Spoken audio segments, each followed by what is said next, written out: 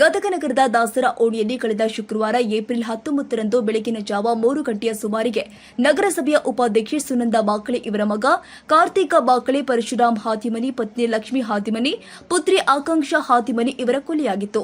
ಘಟನೆಗೆ ಈಗ ರೋಚಕ ತಿರುವು ಸಿಕ್ಕಿದ್ದು, ಕೊಲೆ ಮಾಡಿ ಪರಾರಿಯಾಗಿದ್ದ ದುಷ್ಕರ್ಮಿಗಳನ್ನ ಗದಗ ಪೊಲೀಸರು ಬಂಧಿಸೋದ್ರ ಮುಖೇನ ಹೆಡೆಮುರಿ ಕಟ್ಟಿದ್ದಾರೆ. ಹೆತ್ತವರನ್ನ ಕೊಲೆ ಮಾಡಲು ಪ್ರಕಾಶ್ ಬಾಕಳೆಯವರ ಮೊದಲನೇ ಹೆಂಡತಿ ಮಗ ವಿನಾಯಕ ಬಾಕಳೆ, 80ನೇ ಗದಗ ಮೂಲದ ಇಬ್ಬರು ಹಾಗೂ ಮಹಾರಾಷ್ಟ್ರದ ಮಿರಜ್ ಮೂಲದ ಫಯಾಜ್ ಅಂಡ ತಂಡದ 5 ಜನರ ಗ್ಯಾಂಗಿಗೆ ಸುಪಾರಿ ಹಣ ಕೊಟ್ಟು ಹತ್ಯೆ ಮಾಡಿಸಿದ್ದಾನೆ. ಆಸ್ತಿಯ ಮಾರಾಟದ ವಿಷಯಕ್ಕೆ ಸಂಬಂಧಪಟ್ಟಂತೆ ತಂದೆ ಮಗನ ನಡುವಿನ ಸಣ್ಣ ಗಲಾಟೆಯೇ ಈ ಘಟನೆಗೆ ಕಾರಣ ಎನ್ನಲಾಗಿದ್ದು, ಮಗ ವಿನಾಯಕ ಬಾಕಳೆ ಸೇರಿ ಒಟ್ಟು 8 ಜನ ಆರೋಪಿಗಳನ್ನ ಗದಗ ಪೊಲೀಸರು ಬಂಧಿಸುವ ಮೂಲಕ ವಿಚಾರಣೆ ನಡೆಸುತ್ತಿದ್ದಾರೆ. ಚಂದ್ರಶೇಖರ್ ಸೋಮಣ್ಣವರ್, ಬಂಗಾರದ ಗಣಿ ನ್ಯೂಸ್. ಏಪ್ರಿಲ್ 19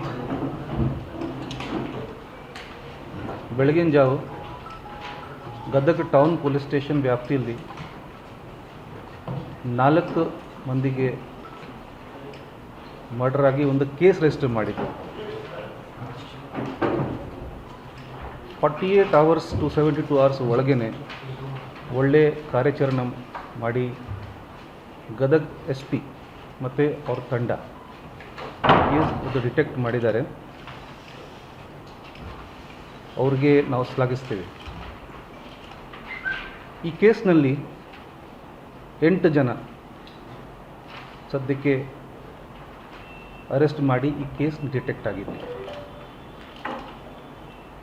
ಈ 8 ಜನರು ಯಾರ್ಯಾರು ಇದರಲ್ಲಿ ಇನ್ವಾಲ್ವ್ ಆಗಿದ್ದಾರೆ ನಾವು ಸೆಕ್ಯೂರ್ ಮಾಡಿದ್ದೀವಿ. ಅವರಿಗೆ ಅವ್ರ ಹೆಸರು ವಿನಾಯಕ್ ಬಾಕಳೆ, ರಿಯಲ್ ಎಸ್ಟೇಟ್ ಕೆಲಸ ಮಾಡ್ತಾನೆ, 31 ವರ್ಷ, son of Prakash Bakale, resident of Gadag. Prakash Bakale ಈ ಕೇಸ್ನಲ್ಲಿ ನಮಗೆ ಕಂಪ್ಲೇಂಟ್ ಆಗಿದ್ದಾರೆ. ಪ್ರಕಾಶ್ ಬಾಕಳೆ ಮತ್ತು ವಿನಾಯಕ್ ಬಾಕಳೆ ಮಧ್ಯದಲ್ಲಿ ರಿಲೇಷನ್ ತಂದೆ ಮಗ. ಪ್ರಕಾಶ್ ಬಾಕಳೆ ಅವ್ರ ತಂದೆ, ವಿನಾಯಕ್ ಬಾಕಳೆ ಮಗ. ಎರಡನೇ ಅಕ್ಯೂಸ್ಡ್ ಫೈರೋಜ್ ಅಂತ 29 ವರ್ಷ, ಕಾರ್ ಸೆಲ್ಲಿಂಗ್ ಬ್ರೋಕರ್ ಆಗಿದ್ದಾನೆ ಇಲ್ಲಿ ಗದಗ್ನಲ್ಲಿ, resident of Gadag town, son of Nisar Ahmad Khazi. ಮೂರನೇದು ಜೀಶಾನ್, ವಯಸ್ಸು 24 ವರ್ಷ, son of Mehboob Ali Khazi, resident of Gadag town. ನಾಲ್ಕನೇದು ಸಾಹಿಲ್ ಅಶ್ಫಾಕ್ ಖಾಜಿ, 19 ವರ್ಷ, car washer, resident of Miraj, Maharashtra. Sohail Ashfaq Khazi, 19 ವರ್ಷ, ಹಮಾಲಿ ಕೆಲಸ ಮಾಡ್ತಾನೆ, ರೆಸಿಡೆಂಟ್ ಆಫ್ ಮಿರಜ್. ಈ ಸಾಹಿಲ್ ಮತ್ತು ಸೋಹೇಲ್ ಇಬ್ಬರು ಬ್ರದರ್ಸ್ ಮತ್ತು ಟ್ವಿನ್ಸ್ ಇದ್ದಾನೆ. ಆರನೇದು ಸುಲ್ತಾನ್ ಜಿಲಾನಿ ಶೇಖ್, 23 ವರ್ಷ, ರೆಸಿಡೆಂಟ್ ಆಫ್ ಮಿರಜ್. ಏಳನೇದು ಮಹೇಶ್ ಜಗನ್ನಾಥ್ ಸಾಲುಂಖೆ, ವಯಸ್ಸು 21 ವರ್ಷ, ರೆಸಿಡೆಂಟ್ ಆಫ್ ಮಿರಜ್. ಎಂಟನೇದು Wahid Liyaqat Vyapari, age 21, resident of Miraj. Vinayak, Firoz ಮತ್ತು ಜೀಶಾನ್. ವಿನಾಯಕ್ ಇದು ಹೇಳಿಕೆ ಪ್ರಕಾರ ಈ 5 ಜನ ಮಿರಜ್ದಿಂದ ಕಾಂಟ್ರಾಕ್ಟ್ ಕಿಲ್ಲರ್ಸ್ ಹೈರ್ ಮಾಡಿದ್ದಾರೆ. ಅವರಿಗೆ ಅವ್ರ ಡೀಲ್ ಪ್ರಕಾರ 65 ಲಕ್ಷ ಇವರಿಗೆ ಫೈರೋಜ್ ಮೂಲಕ ಥ್ರೂ ಫೈರೋಜ್ ಕೊಡಬೇಕಾಗಿತ್ತು ಮತ್ತು ಅಡ್ವಾನ್ಸ್ನಲ್ಲಿ 10 ಲಕ್ಷ ಕೊಡಬೇಕಾಗಿತ್ತು. ಸದ್ಯಕ್ಕೆ 2 ಲಕ್ಷ ಡೆಲಿವರ್ ಆಗಿತ್ತು ವಿನಾಯಕ್ ಕಡೆಯಿಂದ.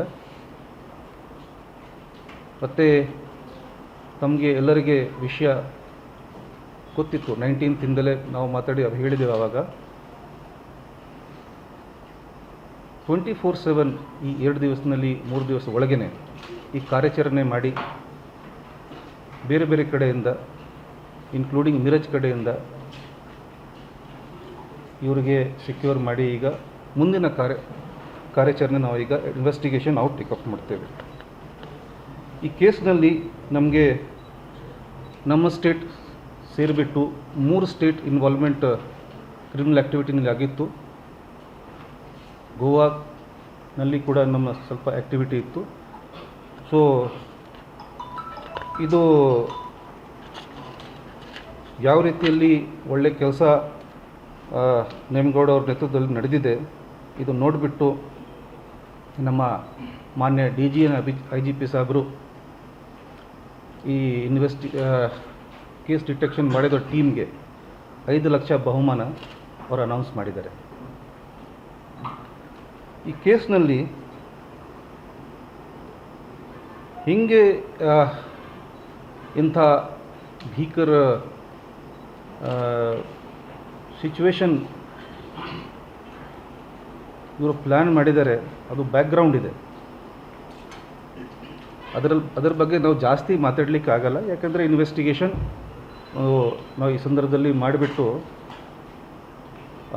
ನಮ್ಮ ಫೋಕಸ್ ಸಬ್ಸಿಕ್ವೆಂಟ್ ಎಷ್ಟು ಬೇಗ ಚಾರ್ಜ್ ಶೀಟ್ ನಾವು ಮಾಡಲಿಕ್ಕಾಗುತ್ತೆ ಅಷ್ಟು ಬೇಗ ಮಾಡಿಬಿಟ್ಟು ಕೋರ್ಟ್ನಲ್ಲಿ ಕೂಡ ನಾವು ಪುಷ್ ಮಾಡ್ತೀವಿ. ಅವರಿಗೆ ಅತಿ ಕಠಿಣ ಶಿಕ್ಷೆ ಒಂದು ಆಗಬೇಕು, ನಮ್ಮ ಒಂದು ಎಫರ್ಟ್ ಇರುತ್ತೆ ನಮ್ಮ ಕಡೆಯಿಂದ. ವಿನಾಯಕ್ ಮತ್ತು ಅವರ ತಂದೆ ಮಧ್ಯದಲ್ಲಿ ಒಂದು ಡಿಸ್ಪ್ಯೂಟ್ ಡೆವಲಪ್ ಆಯಿತು ಲಾಸ್ಟ್ 5-6 ಮಂತ್ಸ್ನಲ್ಲಿ. ಅವ್ರ ತಂದೆ ವಿನಾಯಕ್ ಹೆಸರಲ್ಲಿ ಸಾಕಷ್ಟು ಪ್ರಾಪರ್ಟಿ ಮಾಡಿದರು. ಲಾಸ್ಟ್ 5-6 ಮಂತ್ಸ್ನಲ್ಲಿ ಸ್ವಲ್ಪ ಪ್ರಾಪರ್ಟಿ ವಿನಾಯಕ್ ಸೇಲ್ ಮಾಡಿಬಿಟ್ಟಿದ್ದಾನೆ. ಅದು ಅವ್ರ ತಂದೆಗೆ ಇಷ್ಟ ಆಗಿಲ್ಲ. ಅವ್ರ ಮಧ್ಯದಲ್ಲಿ ಸ್ವಲ್ಪ ಡಿಸ್ಪ್ಯೂಟ್ ಆಗಿ ಸ್ವಲ್ಪ ಗಲಾಟೆ ಕೂಡ ಆಗಿದೆ, ಮಾತು.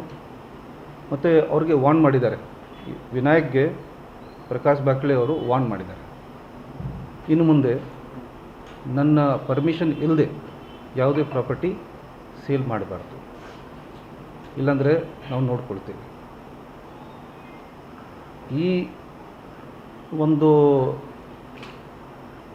ಈ ಥರ ಘಟನೆ ನಡೆದ ನಂತರ ಇವ್ರ ತಲೆಗೆ ಏನು ಬಂದಿದೆ,